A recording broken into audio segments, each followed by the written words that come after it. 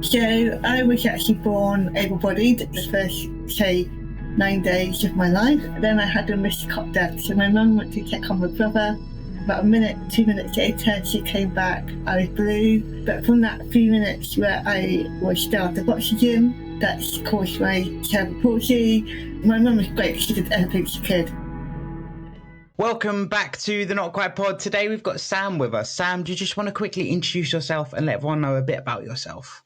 So yes, I'm Sam and I run Inclusive Fit. So I am a qualified group fitness instructor, personal trainer. I specialise in neuro conditions and rehabilitation.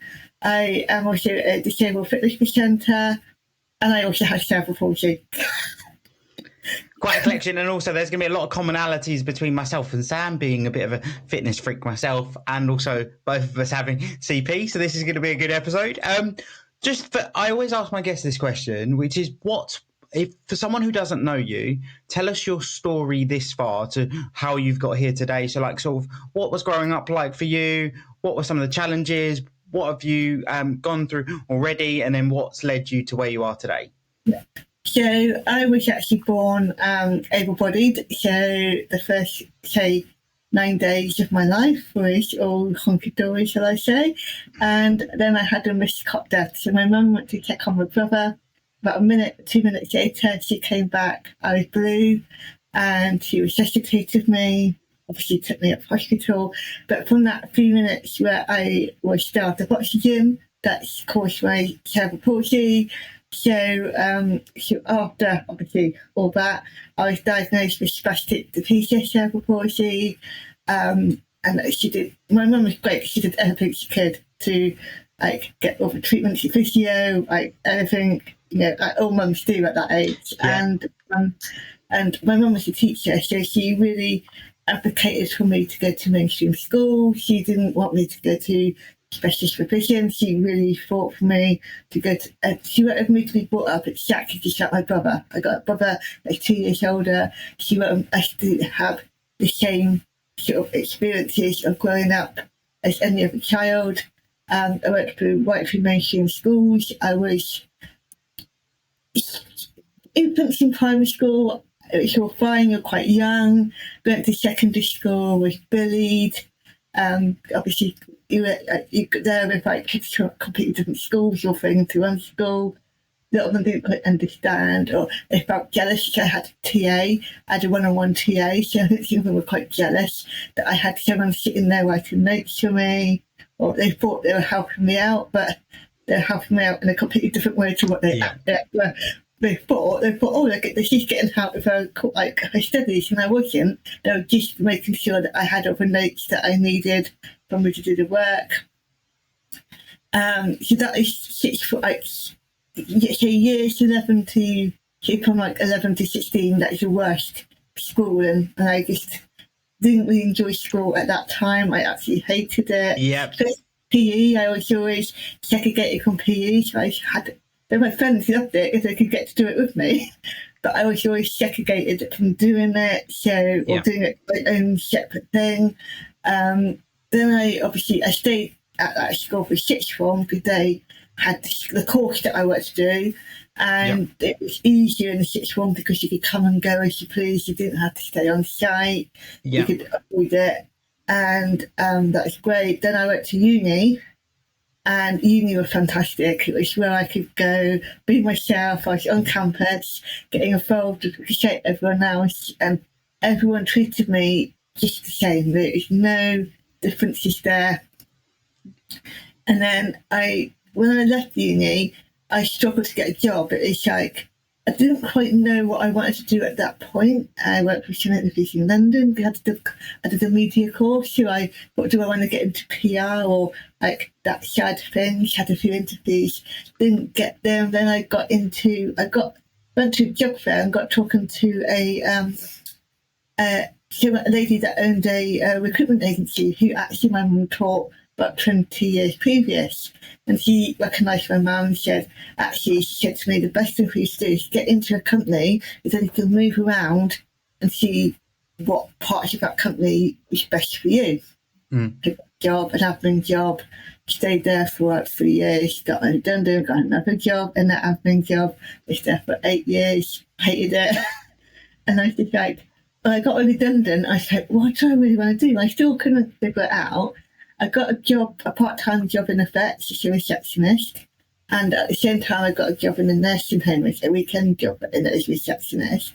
And I quite enjoyed that while I was doing it, but that during this time, I cracked a bone in my shoulder joint. And I've already just started doing Zumba. I found Zumba, discovered going to Zumba classes, loved it. But it's through the rehab from the shoulder joint that really got me into the gym. It really got me into fitness. And so after 6 months of physio, I was still here. But 2 weeks in the gym, I was up here. And I was like, oh, there's something to this. And the more I went, the more I saw my CP improving. And then the PT I was working with said to me, have you thought about doing this for a job? And well, I did a few years ago. I did want to do my Zumba course, but I was put off because people said I couldn't teach a fitness class. Don't ignore them.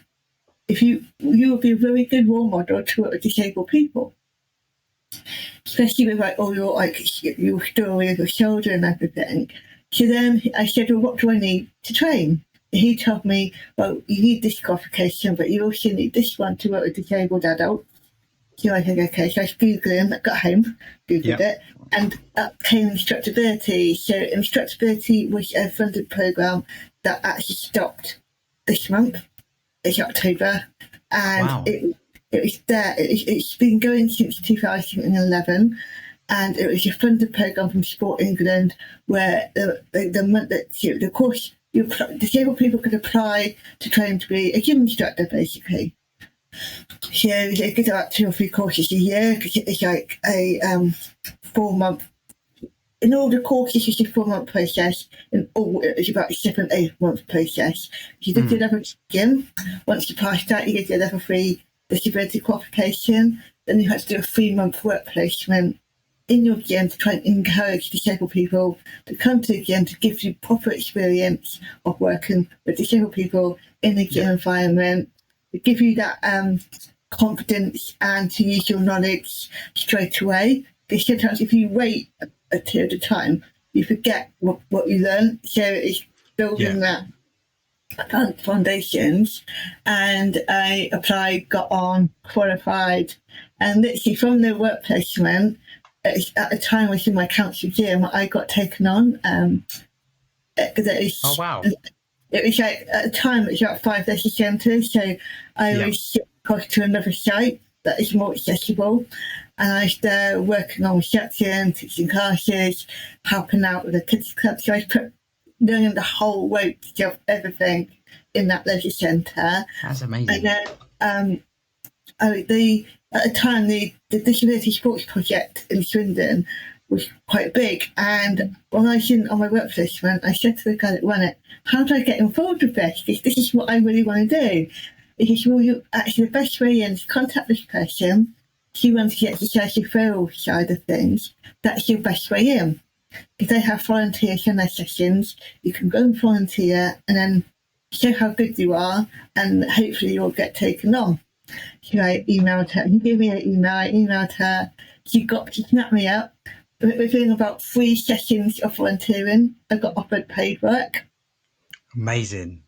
And the rest is history. I still work for the council now. I just finished project managing the Disability Sports Project, which has been obviously it's after COVID. It's had a lot of changes, and now hopefully when I go back to work, I'm going to be a health coach. So there's some restructures and everything going on at the moment. So, but also in this time, I set up my own business. So I set up Inclusive Fit. I went and covered loads of classes just to get the confidence. Because teaching classes is completely different from gym. And going from the back of a class, like the back of a Zumba class, going my Zumba training to the front of a Zumba class, is completely different. Literally, it is like remembering the music, the beats, when you've got to do each bit, and having about 30 people in front of you. If my first class was at the gym that I went to, it was like And it's harder teaching people you know than you don't know. But I covered exposure classes across Swindon, and that gave me the confidence. I applied for behind in Swindon.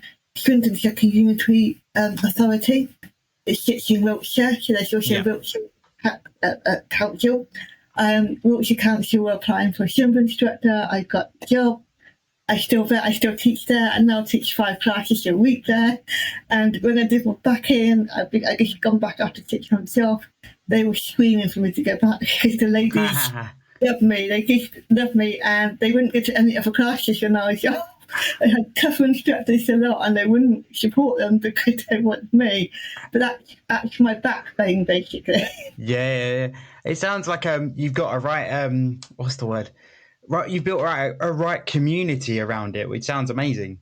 Yeah, and that's what I'm about, because I do one online class a week called Neuro here. This is for disabled people or people with long-term health conditions, and I try and create a community. So they're not just coming for that class, they come in to have a chat. They can have a chat, so if they've got any concerns about the treatment they're having, or they want to have treatment and they don't know where to get referred to, they can openly talk about it to the others in the group who all have had their own experiences. So they've all got, most of them have CP or a neuro condition, so they actually had good experiences, bad experiences, so they know how that person's feeling, so they can actually talk about it. They can talk to someone that fully understands where they are as well, because that's important too, understanding a condition, the ups and the downs that condition has is equally as important as the exercise, in my opinion.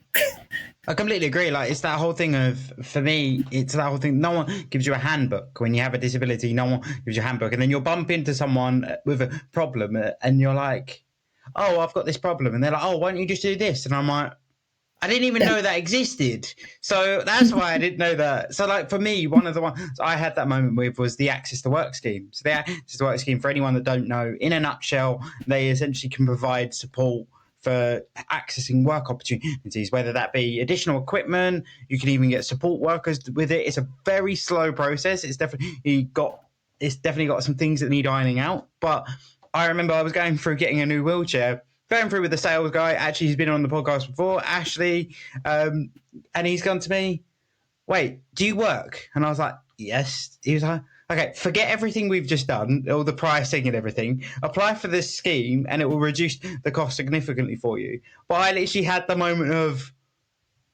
why am I only finding out about this now? Why does no one talk about this? And it's the same thing of, like, people go through their journey particularly with disability, and it's like, everyone's got a little nugget of information that someone else hasn't got.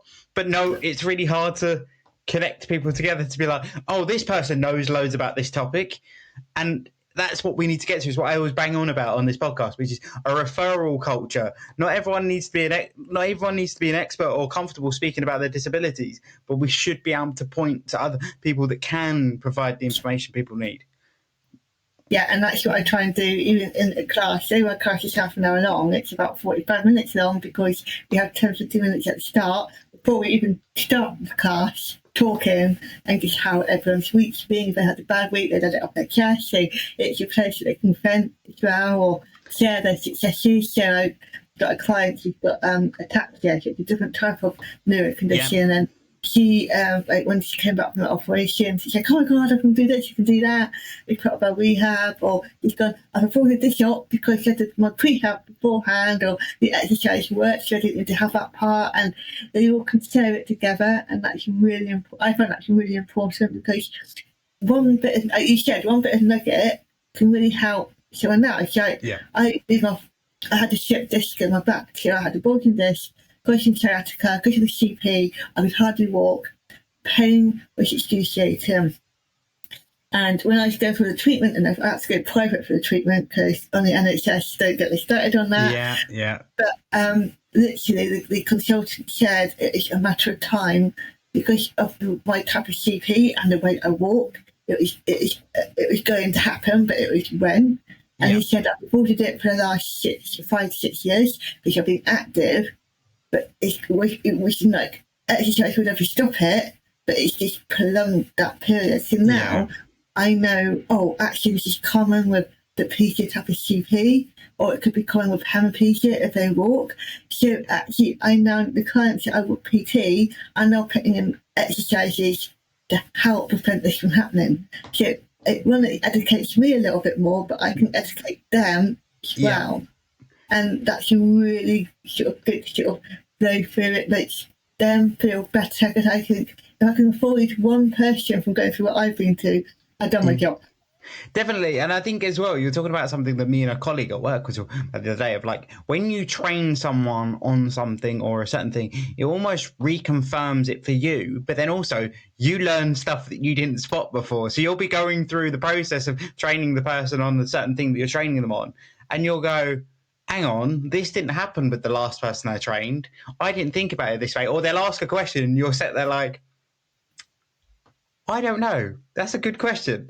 And it's really nice for that as a trainer or as a teacher. It's really nice to have that moment of, actually, it reinforces that we're all learning, and like the process changes all the time. As you say, like, you wouldn't have had that knowledge unless you'd gone through that experience. And it's also the amount of nuance when it comes to teaching people. Right, there's about things that I know just purely by it's just happened in front of me, and I go, oh, that's happened before. No one else knows it, but I've just been in that situation where it's just occasionally happened. Just quickly, because one thing I really wanted to jump in with you, just because we've been talking a lot about your fitness journey, and before we move on to a bit more about you, I wanted to ask, so did you start your business during COVID? Before. So I've been going for 10 years. So I started it back in 2013. Wow. So I qualified in August 2013. I set it up then. The first 2 years I was under my name, so I guess I've Sam's Fitness, because I couldn't think of a name. I was like, I put myself under pressure. So my friend said, just set up in your name.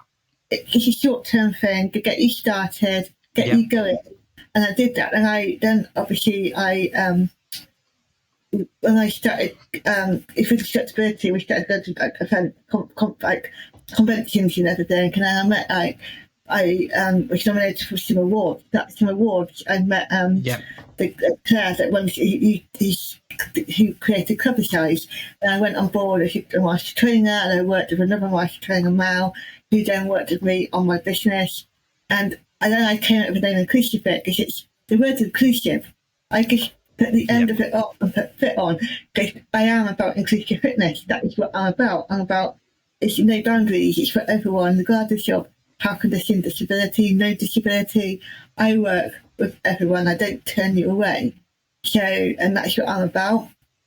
I've got that personal knowledge and experience, which helps. Even I got PT clients who've had strokes, and they resonate with me because CP and having a stroke is a very similar condition, and they can actually go, oh, if she can do it, it's gives me the motivation that I can do it and improve myself to improve my independence.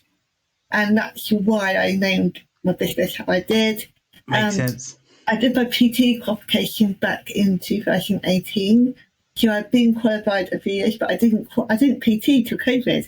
I had this like imposter syndrome, and a little bit like, oh, and because I was so busy with classes as well, and the classes is like my main focus. I was concentrating. I had a part-time day job doing the classes. I was like, oh, have I got time to do PT? And when you do a PT course, it's so quick that when you finish, sometimes you don't always have that faith in yourself to go and work one-on-one with someone.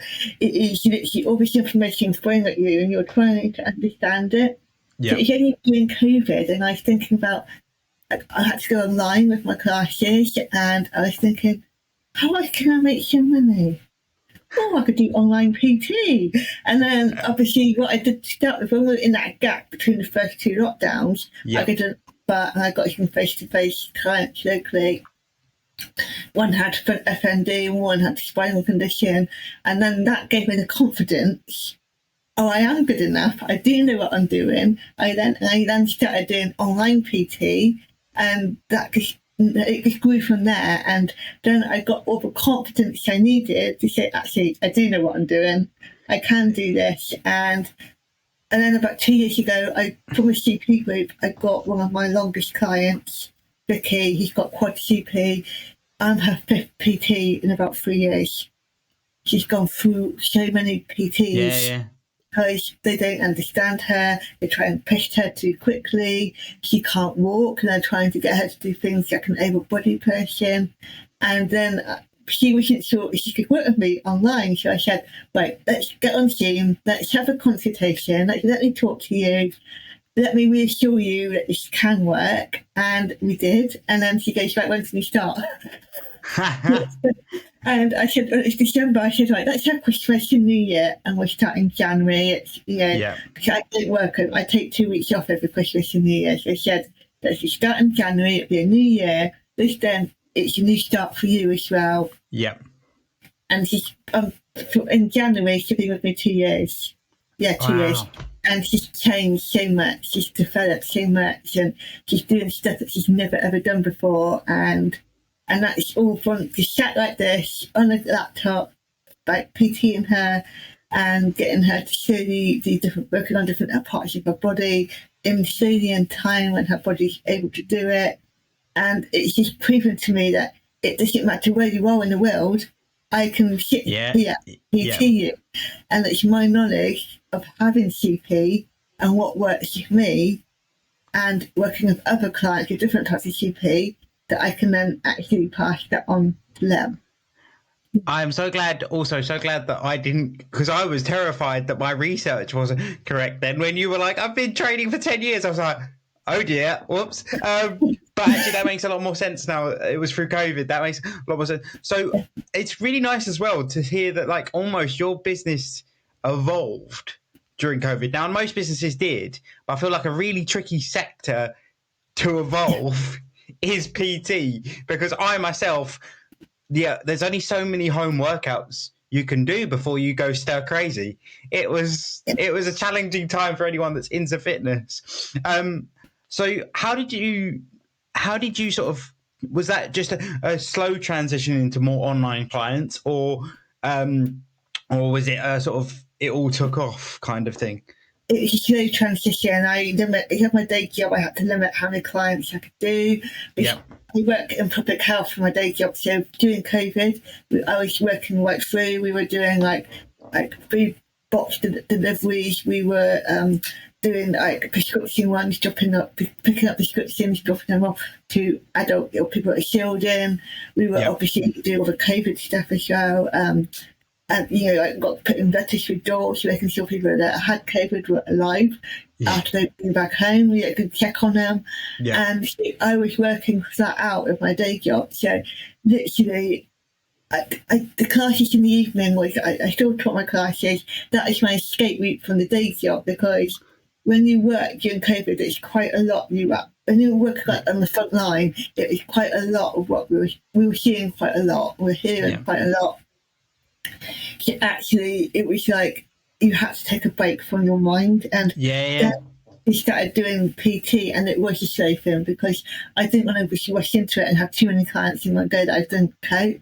And getting one client, and when I was confident with one client, I got another client. And it's slowly that way, and then that's how it evolved. Because obviously, during COVID, the fitness industry, and the leisure industry, took the biggest hit because it received less help from the government.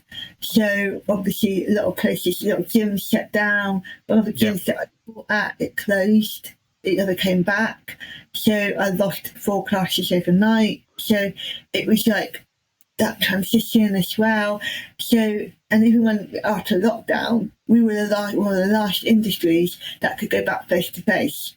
So we had to adapt very quickly. We had to it's like I was in Cuba. I spent my 40th birthday at the start of March 2020 in Cuba, and I came back a week before lockdown. So I came back into the thick of things, like, what's going on? Oh, wow. We were like a third world country. We were in a country with no TV, and we were only hearing little nuggets from our tour guide. And then on the plane on the way back, the pilot goes, "Yeah, this is the crew's last flight." And we're like, "Oh, what's going on?" And then coming back and seeing dead, deserted, literally in the middle of the day, deserted. We could walk through it, like not see anyone. And then obviously coming back in the car, the driver was telling us everything. We're like, "Oh, holy moly!" Yeah, I was gonna say that must have been quite a shock. And literally, I was going to schools, going to nursing homes, teaching classes, and literally had loads of phone calls on my phone, my voice messages that I couldn't pick up from Cuba. "Oh, sorry, we've had to cancel it. We've had to," and it's like one after the other. Oh no! Oh, right, and it's just and then obviously going on to instructor groups on Facebook, and everyone's going online. So then, oh my god, I've got to go online, have I? Oh my god. Most of this online world, which I had to do to save my business. Yep.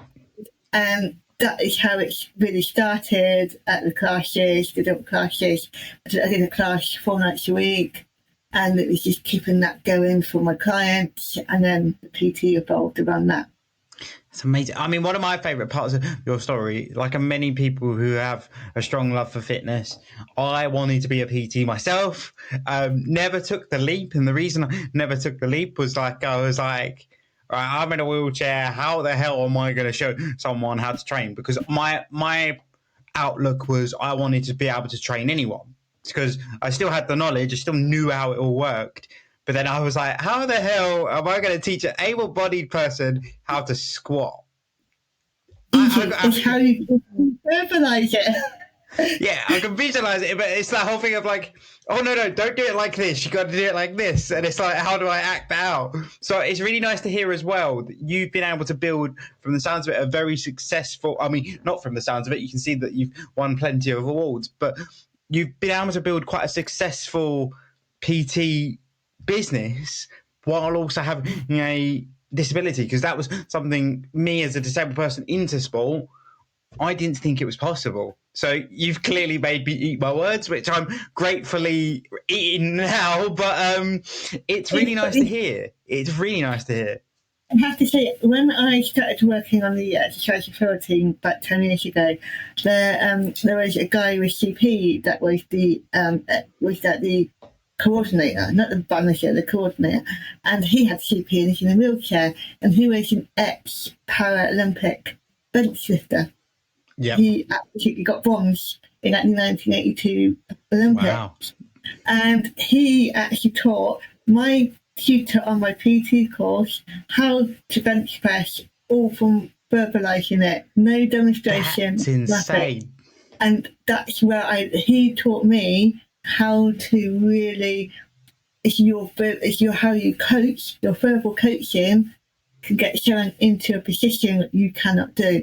Like when I started teaching classes, I couldn't lunge. I'll be like, whoa, putting like one foot in front of the other. I'll be like, whoa, I can't do that.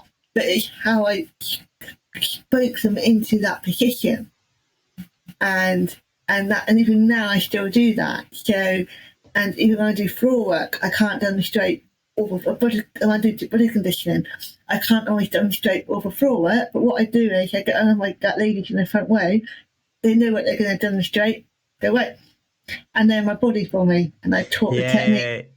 So there's ways around it. It's just knowing. Sometimes it's also having like a circuit card with a position on it, so they know. And I know some disabled PTs in the wheelchair use that sort of style, so that they can see, actually, you're going to start like this, you're going to end up like this. So the person can actually visualise before they actually do it. So there is ways around it. Those are ways around it. That's really cool. Have you ever faced, because that was another concern of mine when I was looking into it, have you ever faced any prejudices being a disability PT, particularly, I suppose, looking into more taking on able-bodied clients? Has there been any challenges when it comes to people's misconceptions and preconceptions of being trained by someone with a disability? Not so much a PT. I think I've had more of a group fitness side. So there's been some gyms that won't take me on to cover their classes because they see the disability. So like David Lloyd wouldn't have me. I'm not ashamed to say that. David Lloyd would not have me as a if a fitness instructor teaching Simba, they really were clearly nope. And I found that really shocking for a big name like them, that they were the perfect looking fitness instructor to teach classes. I had it at some other, what I call corporate gyms, the big name gyms. Yeah. A few of those. But I found, for me, the best ones, I tend to just get on with it. I ignore them. Yeah. I just get on with my own thing because, and also I find that some instructors, even community fitness instructors, won't have me cover their classes. They won't say, oh, it's because you're this. Or they won't have me to do events, charity events. They I'm sure little clips, and I just have to ignore it. My way of coping is I don't go to that event. If I feel like I'm being discriminated against because of my CP, I won't go and support it. That is my way of coping with it. And I just get on with my own business, and I focus all my effort into my own business. Because like back in 2017, I became the first disabled fitness presenter. I've worked with a brand, and that is my way to get them back. You know, when people didn't want it, I was there on the stages at big fitness conventions, leading a seated exercise class. That is my way of sticking my fingers up at them, basically. Because they have never reached that level. So I'm like, oh yeah, this is my way to say I can do it. I can teach a class. Yeah. My way. It might not be your way, but it's my way, and I'm good at it. And that is my way of actually getting around it, basically. Just ignore it. Because in the fitness industry, it can be quite bitchy at times. Yeah. There's so much competition, and literally, like, I take Simba, there is so many Simba instructors that are in my area, literally, and I now teach Simba half an hour away to get away from that. Because I don't want to be in a competition of having about 30 instructors in a week to be in competition with. It's not worth it. No. My way is concentrate on me, my own business, what I'm about, not what they're about, and just get on with it, basically. That's fair. It's fair enough. I do want to dive into. I do have a question for you around the issue with some more mainstream gyms, and it's mostly because I like to challenge this point because I have suspicions about certain sectors. Do you think that the reason David Lloyd were reluctant is because they want to project the perfect image because they're a high-end class as a high-end gym? Yes, obviously they're high-end. I know, but I did some work in there with work back last year, and I got a disabled colleague.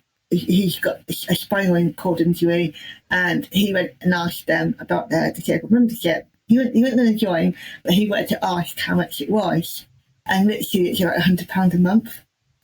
The disabled, like how the cheapest they could offer, and how many disabled people can afford £100 a month.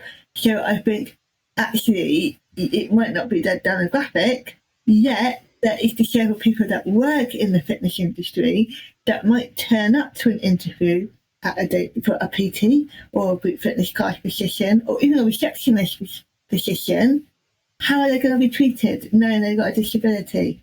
And it's all about that change of mindset that actually if you've got disabled staff, you're going to encourage more disabled people to use that gym. Yeah, I completely agree. And it comes back to a point I always bang on about, which is like the more diverse a team, the more fluid and adaptable you're going to be, whether that be someone with a disability, someone from a different race, or just someone from a different background. The more mixed that group is, you're going to have connection points all over the place. Whereas if all of them are white and male and middle-aged, you're going to get very much the same products. Or very young, 20-year-old PTs in skimpy clothing, like all the 20-year-old female PTs do, and they all like doing the selfies. They all think they can get clients from just doing selfies of themselves. And that's not how you get clients. You get clients from showing your clients. Yeah. You get clients from showing how good you are with your clients. Not a selfie of yourself, it's from showcasing your achievements of that client. Not your face, their face. And I'm always one that you won't see you won't see pictures of me in my fitness classes, but if I'm PTing someone, it is a picture of my client, not me. Yeah. And that's what I strongly believe in, that you, as a PT, you should always showcase your knowledge and what you're about with your client. It's not about me. If it's about me, why should I be a model, not PT?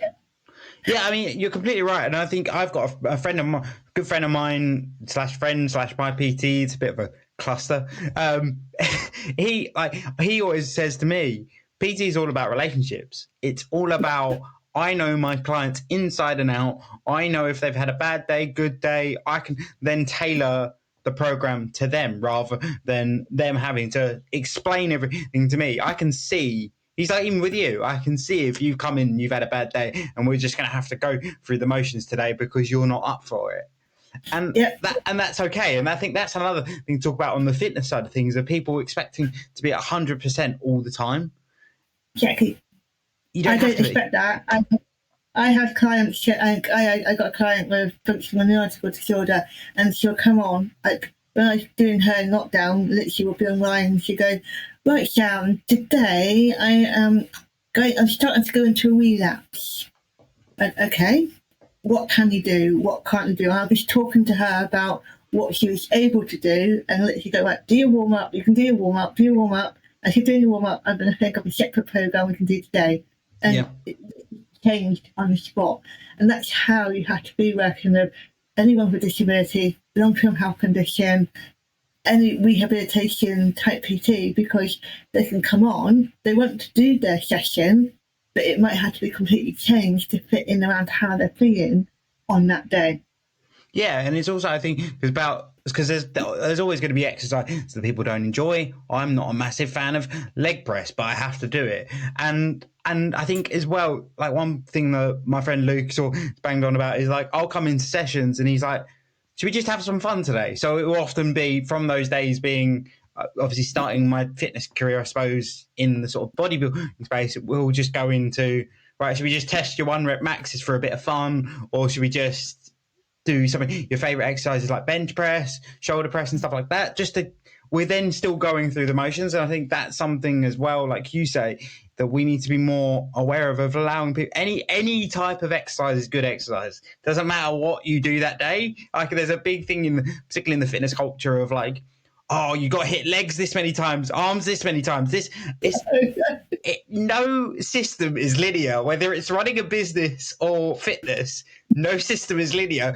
Just I have this little saying that I use with my businesses and my projects and even my fitness of, doesn't matter what you do every day, just move the weight a little bit every day. If you move the weight a little bit every day, you're making progress.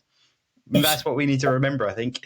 I tell my clients, any movement is any movement. So you might not be able to do a proper bicep curl, but if you can just move it a little bit on that day, that's better than nothing, because if you're not feeling 100% and you can't do that, that is still going to work the muscle, and you're not going to work the muscle fully, but you're going to work part of that muscle. But more importantly, you're working on your nervous system and your neuro pathways. And with a neuro condition, that's more important than actually getting your 1 rep max or getting that proper higher rate. Or I've got to do 10 of these. If you just do 2, that pathway is starting to be built again, and you're getting that connection is getting quicker and quicker and quicker. And with a neuro condition, it's all about the nervous system. And obviously, I'm neuro qualified, so I always focus on the nervous system in my trainings and my clients, and that's how I operate. I don't operate on I never do 1 rep max with my clients, because it wouldn't even work with half of them. Yep. They'd be like, what are you doing, Sal? What are you trying to push me? And it's about creating things that they cannot do and making sure that they can do them. Yeah, I completely agree. And to be honest, this conversation perfectly highlights as well, everyone's training journey is different. As we've just discovered, it's not a 1 rep max wouldn't be something you do with your clients, whereas it's something that I do regularly in my training. But that's because 1, there's an element of I enjoy it, and 2, I know my body can manage it. Whereas other people, you have to play to your not to be obvious, but you have to play to your strengths. If it's something that you can't do, and it's also as well, I think that particularly in the younger fitness industry, that particularly those coming into it, there's a big culture of like, you've got to be lifting big heavy weights straight off the bat. And no, you just, to be honest, my biggest piece of advice for anyone training is get your technique right. It doesn't matter what you do, just get your technique right as best you can, because if you get it wrong, it's not good. I always, even like in my body conditioning classes or PT, I always say, "Oh, so it's this weight." No weights. You're not doing weights before. You're starting a body weight, because you need to get that technique right. If you've not got that technique right with a weight, you're literally. And I always balance that technique. You've got to get that technique right before you can go on to any weight. Especially the worse the condition is, then it's not. It'll be banned to start the then weights, because if they haven't got a lot of movement in their arms, you don't want to go straight onto weights, because they're going to absolutely kill them. And it's just working out what that client is suitable for. But I always balance about technique for that person. So my squat technique to a body person's technique is completely different. Yeah, So I squat for them. That's right for me. I'm not trying to create a non-disabled, able-bodied squat technique with myself. It would never ever happen. No. My knees will never go out. My knees always come in. So it's creating a safe technique for me and my CP. I'm not going to force a unsafe technique on any of my clients, because that is what this textbook says. I do it what's safe version. I'm completely with you. I have the same thing. Same thing whenever I'm training. Of people go, "Oh, that looks like that's dangerous for you," and I'm like, I know how my body moves. Similar to Sam, my knees fold whenever I do a leg exercise. My knees fold in, so you'll always see me, particularly on the leg press. I've always got a foam roller wedged between my legs, because I know naturally my body wants to fold in. But the amount of people go, "Oh, that's bad for your knees," and I'm like, look, mate, I can't walk anyway, so what difference does this make? Like, it is funny, because particularly in the able-bodied fitness injury, and particularly with able-bodied personal trainers that don't have knowledge when it comes to disabilities, I'm very lucky that Luke, who I mentioned earlier, does. Thankfully, probably to me, but also he's willing to learn. They don't have the knowledge of disability to be able to properly coach, because like they think that the mold that they use works for everyone, and it doesn't. But then that, I suppose, and you're a better position to answer this question than me, is that also the sign of a bad coach? If a coach has a one size fits all mentality, is that not a sign of a bad coach? I think it's how they've been trained. But also it's because in the fitness industry, you've got your general level 3 PT qualification, which means you're only insured to teach or work with one-on-one or a small group of up to 6 people of reasonably healthy adult. So that does not include disability, pre-postnatal health, long-term health conditions. There's separate separate qualifications for each of these. So there's like a level 3 disability qualification, there's exercise referral for long-term health conditions. You've got your older adult qualification, your pre-postnatal qualification, there's also a kids qualification, and these are classed as special populations. So, there's a lot of PTs out there that will do their level 3 and think they can work with everyone. They think they have this sort of ego about them, that they think I can work with. And they can't. Literally, I've even seen it with disabled PTs. They do their level 3 PT, they think they can work with disabled people because they've got a disability. Yet they're not insured to work with them because they've not got that qualification to work with them. A lot of people outside the industry don't realise how complicated it is with qualifications. And if you're not got that level 3 qualification, and you say I worked with you and I didn't have a disability qualification, that means that if you got injured and you sued me, my insurance shouldn't cover me because I can't produce that certificate when you claim. Ah, okay. That's what it's about, and that's part of the issue. Like, I'm one of these people that I've been working with fitness like government bodies for like 8-9 years, and what I'm sort of saying to them is, to me, there should be a disability element of every course. Agreed. Level 2 ETM, level 3 PT, there should be an element of disability. It shouldn't be, or I have to do that qualification compulsory. with that course, because there's more, this day and age, there's more people with a disability and a health condition than there is able-bodied people. How many people have arthritis? How many people have got bad back? How many people, have heart conditions? There's so many people, yet actually the PTs yet think they can work with everyone. It's this ego that they have set in them. Yet these PTs often have one program they give to every client. It's just knocked out for every client, literally. And I've seen it happen. And whereas I work with a client, and that program is set for that client. It's not. I have never given that program out for anyone else. It is done individual. Bespoke. It is very bespoke. But a lot of PTs, they will either have an app that helps create a program for them, or they have one or two programs that just use for everyone. They can't adapt for people outside that normal able-bodied thing. So in a way, it could be a sign of a bad coach, because it shows that they can't think on the spot, they can't adapt, or they don't want to improve their knowledge to work outside that little. It is a little remit now. And I say this on my trainings, this I key to the disability qualification. I always say that actually that special populations are now no longer special population. To me, able-bodied people are the special population because they're in their minority now. They're not. We are overtaking them. It's what I always bang on about when people will come up to me like, "Oh, would you ever take why are you that worried about the way the community's going?" And I said, because people don't realise, particularly the able-bodied community, they don't realise that actually there's a 99% chance that at some point in your life you're going to end up like us. There is almost a zero, particularly when it comes to CP, there's almost a 0% chance that we're going to have a eureka moment and every problem of ours is going to go away.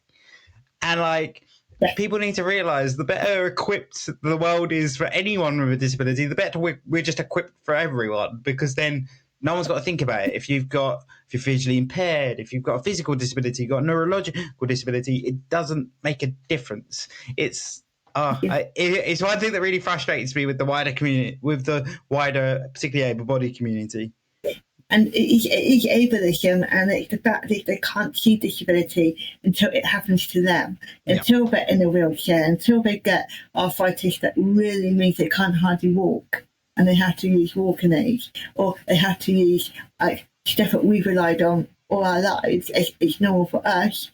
They're now going, and they start to see the world in different eyes. Because to me, a lot of the proper, what I call disability campaigners, even on Instagram, are the ones that have been disabled later on in life.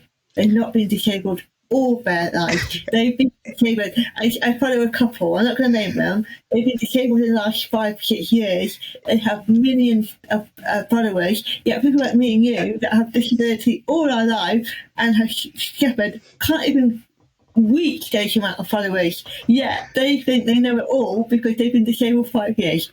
And honestly, you might as well take the words out of my mouth. It's one of my biggest.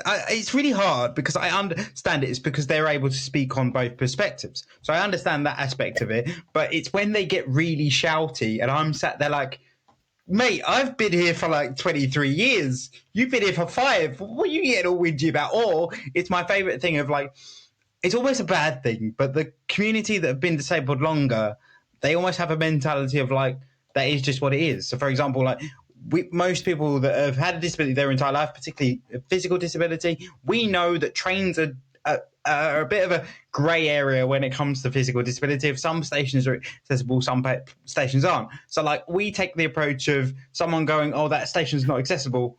We go, "Oh, okay, which one is?" Whereas the ones that have been disabled a shorter period of time often have the reaction of, "But why is it not accessible?" And it's honestly, you're not going to be able to change it in a day. So unfortunately, it is what it is, and you've got to work with it, unfortunately. And that's why I drive everywhere, because I live in Swindon. I can drive everywhere, and I drive everywhere because it's easier. Yeah. Literally. It comes here to me. I can put all my stuff in the boot. I don't have to carry it. I can get in the car. I can drive, park up at a hotel. Boom. done. I got no worries about how I'm going to get there, and I'm going to get off a train, or if the hotel room is like, oh, I can't get. If you want to say I can't get in the hotel, and she did a whole like video on it. I'm thinking, yes, this is normal. I think, are you moaning too much? Because sometimes I think children can moan too much. I'm thinking, this is normal. I'm 43. This has been happening for over 40 odd years. So it's not going to change in the next 2 or 3 years. 10 years, you're not going to. It's really hard. I understand, but besides, this is the worst thing with me. I'm completely in your camp, but I also see the other side of going, but if you don't moan about it, nothing's going to change. And I'm like, yeah, that is 100% true. However, it's only like you can do this till we're blue in the face, but till the decision makers are the people with the disabilities or are the ones that are aware of it, you ain't going to be able to do nothing. Like, I do see that point, but we both, when you did it for disability all your life and you've had to adapt, we know how to adapt probably easier than what they can because we've had it all our life. It's how we think. It's, we have to do this. I think it's right. I've been up steps in the hotel on her hands and knees. You can get up them. There's ways around it. Yeah. I don't care what I look like. Can I get in? Yeah, I mean that is, and to be fair, I've fallen into that trap of not wanting to do something because it doesn't look very glamorous. But yeah, I think it's also like one concern I have, particularly on the social media thing, as a sort of last point on it, is I've always thought myself, I promote myself as someone who's quite positive. I know I just said that obviously I respect everyone for what they do with socials, but there is another thing with me of like, why is it that, and this actually goes wider than social media, but why is it always negativity? Like there's whenever you see the popular posts, it's always something's happened where something bad has happened. It's never someone's had a great experience or something like they've just unveiled this amazing invention that's changed the space. It's always something really bad has happened, and that's the thing that makes it onto ITV News. Or it's the people like say like me or other disabled people that who have like say when I can't talk now, when I won an award. That never got as much coverage as some of these people that are moaning.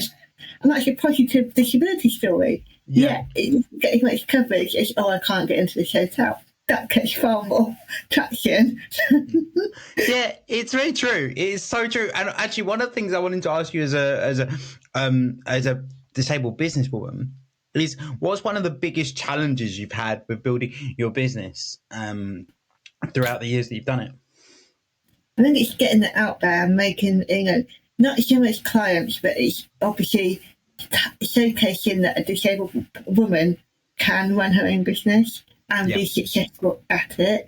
And you obviously, this, as a disabled person, we have challenges in our way every day, from getting out of bed, getting dressed, just leading general life. And it's the fact that you just got to, I've learned I just got to keep going and going and going. Regardless of what's thrown at me, it's not to give up. You have to keep going and push through the boundaries. You've got to push through the negativity. And it's about, I have a drive. I want to be the best I can be. And I want my business to be the best I can be. And I've always pushed through. Like when I started working with a brand that I was presenting, I sort of went quiet for a little bit while I sort of rediscovered myself. And now I'm getting back out there and presenting again next year. So I'm sort of presenting my own brand now. And now I'm focusing on that. And it's making sure that I'm seen as the same as non-disabled instructors. I want the same sort of recognition as non-disabled instructors. Yep. I want my brand to be seen as a non-disabled brand. Yes, it's aimed partly at disabled people, but it's aimed at everyone. I want my shooter class to be seen as a shooter class for everyone, not just because someone can't stand up. I want it to be for everyone. And it's having that recognition of everyone that I am clever, I can fend for myself, and I can speak for myself as well, and that disabled people can be clever, because sometimes people think you've got a disability, so you're not, you haven't got, your own mind, or you can't speak for yourself. And it's just proving these boundaries and just proving everyone wrong. And I keep going till I achieve what I really want to achieve. That's what keeps me going. If somebody tells me I can't do it, I set out to prove them wrong every single time. That's how I operate. One of the worst things I've spotted in, well, not worst things, it's one of our best things, but one of the things I've spotted in most disabled people is most of us have got this weird chip on our shoulder. We've got this weird, like, got to prove a point, got to stick it to someone, got to do something. It's funny because it's a great driver. Like, the worst thing is that can be seen as a massive negative. But actually, it means that we just go get it. Like, that's how most of the disabled community work, is like, look, we've been dealt these cards. We've just got to kind of get on with it where we can, and then see where it goes. I've seen people with, like, say, long-term health conditions that got worse as they got older, and they go, "Oh, I tried this, but I can't do it anymore." I go, "Well, what's stopping you? Literally, what is stopping you? Because you can do it. You just got to adapt to do it. You just got to find your own way to do it."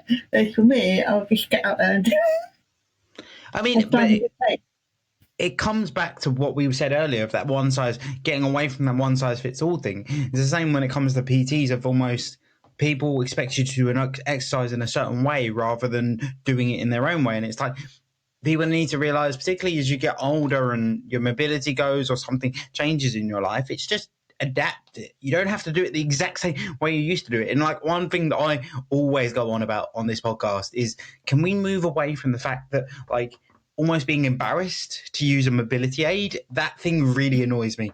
Please move away from it. Like, it's not going to help anyone in the long run. Karen, if you're listening to this and you've got reduced mobility, please use the walking frame. It will give you a much better life. Okay, when I went away in July when my back was at its worst, and I was using, I'm a Nordic walking instructor, so I got walking poles. Yeah. I was using them to walk because I couldn't walk on my own. But when I went on holiday, we went to North Wales with my family, I hired a scooter. I had no shame in it. I had no shame. And I went with my 4-year-old niece and my 2-year-old nephew. They actually loved it. They saw it. They called it a bike, and they absolutely loved it. And I was also teaching them to accept disability as norm. But I knew that I would struggle walking 5 yards with my back, and it meant I could go out and enjoy my holiday without worrying about having to walk. Yeah. But I still using my walking poles because the consultants told me I have to when I'm out and about. But it gives me that freedom that I can walk a little bit longer. I got strength to hold on to if I'm a little bit like wobbly. It also tells other people to stay away from me, because I'm one of these people that get too close, I hold it out and try and trip them up. I love that. I love that so much. Just as a closing point on this thing, on this segment, is like you say, it's that whole thing of, you don't have to use things all the time. Use them when you need them, like, because as you say, it enhances the experience of, like, I've got people I know where they know they can't walk long distances, but they refuse to use a wheelchair or walking aid. And I'm like, but if the aid is going to make the experience more enjoyable, why not use the aid? If you're going to be in pain the entire time, what's the benefit? If we're going out for a nice meal or a nice walk, or we're going somewhere shopping, just use the aid. It really is one of my biggest frustrations.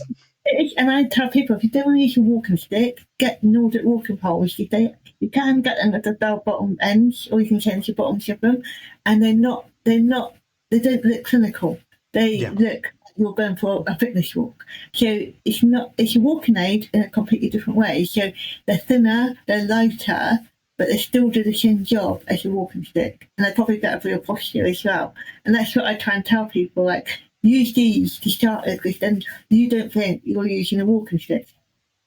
I completely agree. And it's that whole thing of, like, I think just as a proper closing point on the topic of, like, we need to move away from the clinical element of AIDS anyway. It's something we talk about all the time, is moving away from this whole thing of, like, every disabled bathroom looking like something out of a hospital, every pair of crutches looking like the NHS ones, and all of that we need to move away from. One thing one thing that I did want to talk to you about before we finish up is your presenting. You touched on it earlier. How did you get into presenting? Because that's quite a unique thing to get into. It is. It's so technical that only the best of the best present, basically. You've got to be really good at what you do to present. It's like what I call the top end of the fitness industry. So like a managing director type. You know what I mean? Like respect, and I started working with a band at Shosha Dance Fitness. They contacted me after I won an award because I talk about seated fitness, and I wrote a blog about how they're working any disabled fitness presenters. And the fact is that seated fitness was obviously very slow and designed for 80-year-olds. Whereas a 20-year-old disabled person that's in a wheelchair, they're going to go, do. They weren't showing normal speed, but sat down. So they created a band called Seated Shosha, and I worked with them on that. And they have me present it at events because obviously I was disabled and a great person to present it to non-disabled people. And so I presented it. It's called International Fitness Showcase. That's at Winter Gardens every March. It's one of the biggest fitness conventions in the UK. I presented at Move It, which is a dance show. Yeah. Elevate, which is like a big fitness event in London. LIW, and some other ones. I presented that, and I spent a year traveling around the UK, presenting. Loved it. That's mad. That is insane. Obviously, I wanted to do my own brand, so I sort of stepped down from the company that I was working for because you get told what to do. When you're working for someone else, you get told you've got to do this, you've got to do that. And I didn't have much of a choice in what I was doing, if that makes sense. I wanted to have my own free will. So, and I've been working with like EMD, who's like the governing body for group exercise, in creating my own class. And I've been, since 2018, I've been teaching my own class. And I think with COVID, it's just everything just gets jolted. And then 2 years ago, I took on a full-time secondment at work, and that finished in April. So I had no time to get my business. I was just teaching what classes I had to teach. The PT clients, I had no new ones. Then I went part-time in April. I could really focus back on presenting again. I worked with my mentor, she's a presenter herself, and she's helped me get back onto that thing. I got my first gig in January with my own class, and it's one thing I want to make these fitness weekends accessible. When you go to fitness weekends, it's all able-bodied people. It's instructors, they're clients, whereas you don't see a disabled person, and I really want to make them more accessible to disabled clients. Because if disabled clients like a fitness class, why can't they go to a fitness weekend and enjoy quite a lot in one go? There's no reason why they can't. No. Yeah, I completely agree. And it comes down to that whole thing of catering to a bigger audience and also utilising the purple pound, which I constantly bang on about on this podcast as well. I about that when I tutor as well. I bang on about it in the disability qualification. I keep saying there's a purple pound, you need to dig into this market. It is amazing how many businesses and people don't realise that, like, there is an entire market that they're not actually utilising at the moment. And it's insane because then you say the number and they're like, how much? And I'm like, guys, it's like right in front of you. Like, there's an entire market that you're not tapping into because either your product's inaccessible or your service is inaccessible or whatever it might be. And there's no reason, like, why shouldn't you be targeting that audience? Like, it's like when people go to me, oh, my target audience is 30 male and active. Why can't a disabled person fit into that? I mean, that will be me in 6 years. God, that's quite scary. I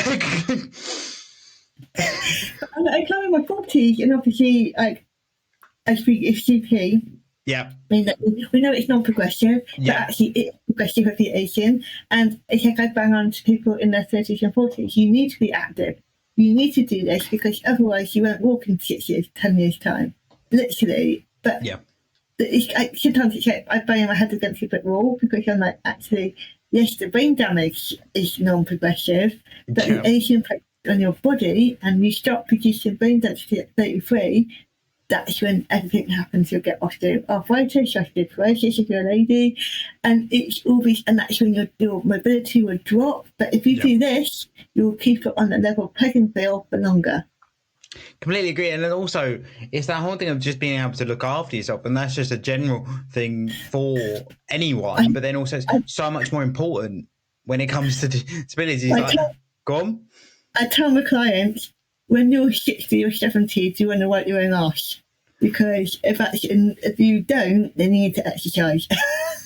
Completely. And there you go. There you go. If you, it's easy, you got to exercise if you want to wipe your own ass. And I think that's a good place as well to ask the last question, which is, what's one piece of politically correctness that you really strongly agree with or disagree with? It doesn't have to be disability related. It can be something completely different. I know we touched on one thing in here already, which is like over, like the ones that disabled people that come to table later in life. But at the moment, Strictly's on, and I actually, this season, I've seen that the judges have got their favourites. They're marking certain people higher to keep them in for longer than they should. And that gets on my, because I think actually not, it becomes a popularity contest, not a dancing contest. Yeah. And last couple of weeks, someone should have gone and they've not gone, and people have gone out and they shouldn't have gone out. So for me, that's a bit that at the moment in the current, I know it's worse things feel on the world. It's that, I teach dance fitness, so it's a big thing in my life, Strictly. So that's a bit that pees me off at the moment. To be fair, I also just don't like Craig River Hallwood. Whenever I watch the show, I'm like, I just don't. You're just annoyed. Like, you're not even mean. You're just annoying. And it's like, yeah. I mean, I'll hold my hands up. My other half, Gina, she loves Strictly. I'm a bit on the fence. I also particularly like the first few weeks. I'm like, guys, this show's like 2 hours long, and like, there's only so much dancing around a room you can watch. And the other thing I don't like is all the screaming that they do when everyone's dancing and that, and the clapping, and it, just stop that. Just focus on the dance. I don't want no screaming. I don't want no clapping along. Just focus on the dance. I must admit, like, it is, but then there's been massive controversy. Oh, I can't talk today. Massive controversy when it comes to scoring on Strictly this year. There's been huge controversy. I don't know what's going on there. Like, who's moderating Strictly scoring? I know, and the fact is, they got a celebrity who is a professional dancer, and you are watching two professional dancers dance together, and it's like they're trying to keep them in for longer. And then, and then there's another one that's been worked at the BBC for years, who they think they're trying to keep in Blackpool, and they should have gone way before now. Yeah. So it's all this sort of like, is it a fit? Is it not a fit? Can you score properly? Because there's really good dancers that they keep marking down and should be scored more. Yet there's people that make so many mistakes and get marked up. Yeah, I think it's really interesting because we were talking about this I was talking about this with Gina, my other half, of the whole debate of like, should they allow qualified dancers or previously trained dancers on the show? And I think it's really tricky because ballroom and any other form of dance, they are very vastly different. Like, we all know that street dance and ballroom are very different. Yeah. But so that is where I'm like, I don't see any reason why they shouldn't be in the show. But then I do think when marking them, it should be considered that they've got sort of advanced experience. And also, it doesn't matter what style of dance that they do, they can pick, if they've got that basic knowledge of whatever dance you do, they can pick up a routine a lot quicker than a non-dancer. Very true. And that needs to be taken into account as well, but they can pick it up in a day. Like when I go to a Zumba event, I can pick up a routine like that because it's ingrained in me. It's my job. I can pick it up. Yeah. I can watch it once and I know it. But if you're a non-dancer, you can't do that. You haven't got that musicality training on the beat. You learn how to when to come in. It's going to take you much longer to be able to learn those basic steps. That's fair. Yeah, I agree with that. Just as a closing thing, which I give every guest this opportunity, which is, where can people find you? So if they want to follow you, if they want to get into contact with you for some training, where can they come to you to get that? So I have my website, which is www.inclusivefit.co.uk. My email is sam@increaseyourbfit.co.uk. I'm on social media and just at Increase Your Fit. I'm also on YouTube at Increase Your Fit. And follow me. Any advice you need, just send me a message. If you want to join my neuro hit class, that's every Thursday night at 6:15. So we run to about 7 o'clock roughly, but it's got a bit of chat, then it's got a half an hour interval style class. You can do it stood up, sat down. You do it in your own time. You don't need to keep up with me or anyone else. It's your workout. But any questions, just pop me a message, an email, whatever floats your boat. Awesome. Thank you so much for coming on, Sam. It's been a great discussion. Thank you. All the best. Have a good evening. And you. Thank you so much for tuning into this week's episode of the Not Quite Podcast. Please make sure you follow us on TikTok and Instagram to get regular updates about the podcast. These my dollars, they get hurt.